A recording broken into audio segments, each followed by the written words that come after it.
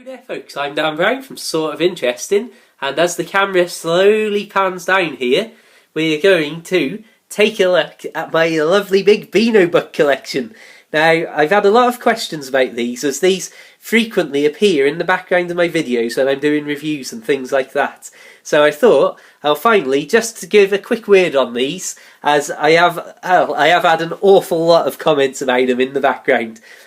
So first of all, I'll say that this collection started probably when I was about, I don't know, maybe 9 or 10 years old, and me and my granddad discovered that Beano books were quite reasonably priced to pick up the old ones at car boot sales and even at collectors' stalls on markets and things like that.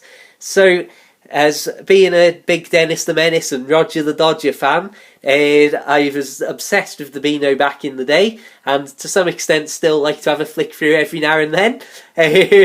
No shame in admitting that, I'm sure. We've got a few more of the Dennis the Menaces and things like that on the bottom shelf there. But ultimately, because I was such a big fan and they were available so cheaply, so frequently, my granddad started to buy me every so often when we'd run into a new one that we didn't have. And in the end, we have wound up collecting all of the 70s, all of the 80s, all of the 90s, all of the 2000s, and obviously the 2001 plus another number. We've also got, I believe it's the 1956, and I think this one's 1963. So if we dive in and have an actual look at some of these, now, like I say, these are in no way fantastic condition or anything like that, but like I say, this is 1956, and to think that all that time ago, I mean, 1956, how long ago is that? That is 57 years? Flipping heck. 57 years ago, that was handed out to somebody at Christmas, and I can only imagine that they must have enjoyed it as much as me. Even now it's here, passed down in such incredibly dilapidated condition. But something that I think is quite interesting to note is just how much they've changed over the years. I don't want to show you too much of the inside because there's literally, well, I imagine thousands of pages on these shelves.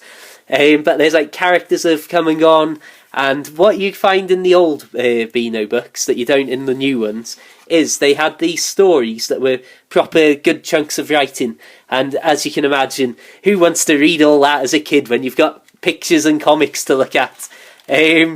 So anyway, moving swiftly on, like I say, that's 1956. The second oldest I've got, I think, is 1963 rather. You can see there the Bash Street Kids on the cover rather than Biffo in that one. And as you can see here, we've once again got a lot of stories that have got a lot of words in them rather than just little speech bubbles with a few words here and there. So those are the two oldest I've got. Like I say, it's not great condition or anything like that, but it's always been nice to have them as a novelty, and every year we add the latest version to the collection. You can see up to 2013 there. But when you do look, I mean, like I say, you got all the 70s along here, 80s, 90s, and then the super modern ones. If we just take a random one out, let's have a look. 1981. See, this is going back to more of the Beano that we all know and love these days, with Dennis the Menace as the cover character. Good old Nasher, parachuting, whatever you call it, into the cat's home. That's very unfortunate for him. And if we have a look through here, you'll see now that already there's a lot more pictures, a lot bigger, sort of more open comic sections, and just generally not quite the chunks of reading that there was previously. And that's already by the early 80s that change has happened. And I used to have loads of the comics as well.